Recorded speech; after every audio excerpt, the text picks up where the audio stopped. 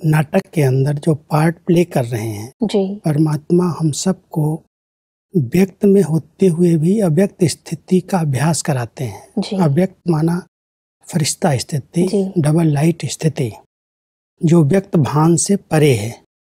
तो जैसे कमल का पुष्प कीचड़ में पानी में होते हुए भी न्यारा है, ऊपर है, उस पर उसका लेप नहीं आता, कोई प्रभाव नहीं आता, ऐसे ही हम इस कर्म क्षेत्र पर कर्म करें, लेकिन अपना अव्यक्त रूप, अपना अव्यक्त देश अगर स्मृति में रहता है, जी, तो वो स्मृति में रहने से हम कर्म करते हुए कर्म क्षेत्र में सबके साथ पार्ट बजाते हुए भी न्यारे और प्यारे रह सकते हैं। तो परमात्मा हम सबको यही प्रैक्टिस कराते हैं कि आप रहो इस संसार में, लेकिन अल्लाह लोग हो, अलग हो, न्यारे हो, अलौकिक हो, लोगों की तरह नहीं। जैसे लोग अपनी देहमान के कारण खाना पीना हंसना बोलना एक लौकिकता दिखाई देती व्यवहारिक जी, जीवन जी, में, आप सब अलौकिक हो, अल्लाह लोग हो, अल्लाह के बच्चे हो। जी, एक समान स्मृति में रहना चाहिए। कर्म करो, सब कुछ करो, लेकिन उसमें लौकिकता दिखाई न दे। बहुत सुंदर।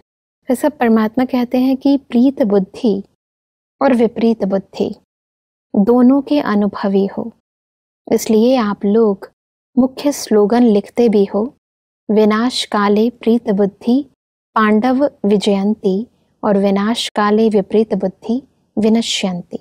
तो सब इस स्लोगन का अर्थ थोड़ा स्पष्ट करें। जब ये समय विनाश काल का है, सब जी, जानते हैं कि इस समय चारों ओर एक विनाश की तैयारियां हैं।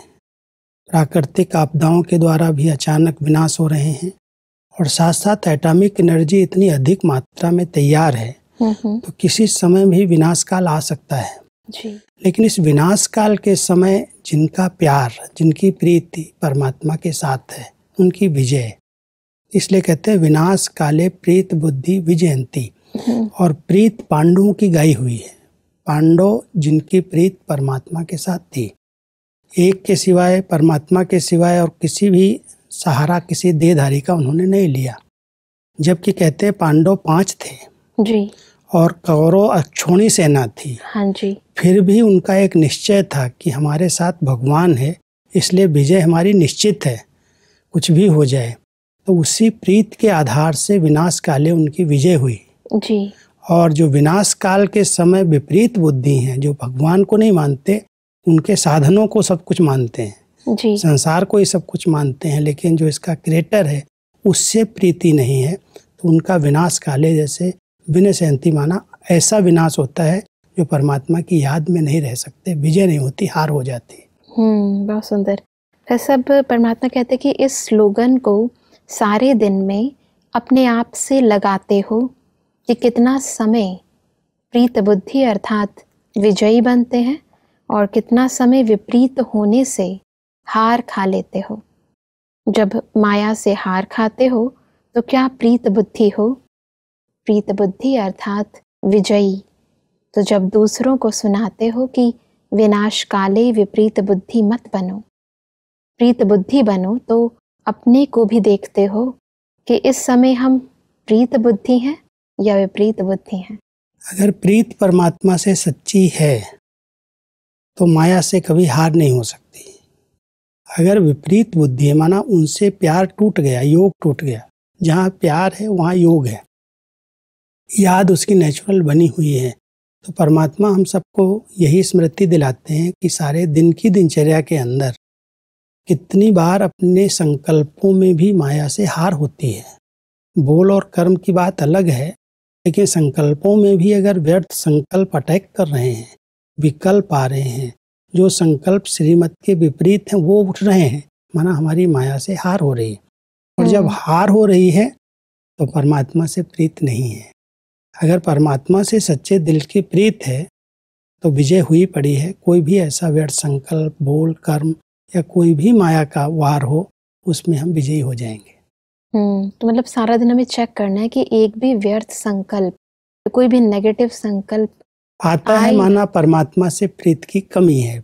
उसके प्यार में जो लवलीन आत्मा है, प्यार में समाई हुई है, उससे कभी भी कोई ऐसे कर्म हो ही नहीं सकते हैं जो माया के अधीनता के कारण हों। माया क्या है? माया माना हमारी कमजोरियां, हमारे नेगेटिव संस्कार ही माया है। माया कोई स्थूल रूप नहीं है जी। माया है हमारी कमी कमजोरी, उसका नाम माया है। तो परमात्मा कहता है अगर तुम किसी भी कमी कमजोरी के अधीन होते हो, माना आपका प्यार परमात्मा से कम है, श्रीमत का कहीं उल्लंघन हो रहा है। जी। प्यार है तो उसकी कदम कदम पर श्रीमत की पालना है। और इसीलिए परमात्मा कहते हैं कि अगर श्रीमत के विपरीत संकल्प व वचन व कर्म होता है तो क्या उसको प्रीत बुद्धि कहेंगे? प्रीत बुद्धि अर्थात बुद्धि की लगन व प्रीत एक प्रीतम के साथ सदा लगी हुई हो। जब एक के साथ सदा प्रीत है तो अन्य किसी भी व्यक्ति व वैभवों के साथ प्रीत जुट नहीं सकती, क्योंकि प्रीत बुद्धि अर्थात सदा परमात्मा को अपने सम्मुख अनुभव करेंगे। जब परमात्मा सदा सम्मुख है तो ऐसे सम्मुख रहने वाले कब विमुख नहीं हो सकते। विमुख होते हैं अर्थात परमात्मा के सम्मुख नहीं है। वास्तव में जहाँ भी प्यार होता है जी। जिसके साथ भी हमारे दिल की लगन जुड़ी हुई होती है, वो ऐसे अनुभव होता है जैसे सामने है। जैसे आशिक मासूक की कहानियां हैं जी। हमारे देश के अंदर, कि आशिक के सामने जब वो उसको याद करती है तो उसके सामने वो हाजिर है। स्थूल में नहीं है लेकिन सूक्ष्म रूप में भी जैसे उसके सामने ही है।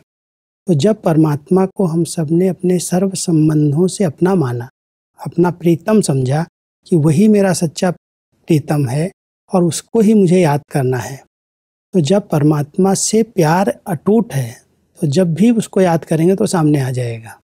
प्रीत बुद्धि के सन्मुख है वो, और जब सन्मुख है तो विमुख नहीं हो सकते। देहधारी कोई व्यक्ति, कोई वैभव, कोई पदार्थ, जहाँ जहाँ भी हमारी प्रीत जुटी हुई है उसको हम चेक करें जी। और उसको चेक करके उसको ब्लॉक कर दें, रोकें, क्योंकि परमात्मा सर्व प्राप्तियां कराने वाला है। जी। संसार में दो ही चीजें हैं, एक व्यक्ति है, दूसरे वैभव हैं। जब हम परमात्मा को अपना संसार बना लेते, सब कुछ एक को समझ लेते हैं, तो न व्यक्ति में बुद्धि जाएगी न वैभव में जाएगी। परमात्मा इसलिए कहते हैं जो मेरे प्रीत बुद्धि बच्चे हैं उनके सन्मुख में रहता हूँ, इसलिए कभी भी वो विपरीत नहीं हो सकते, विमुख नहीं हो सकते।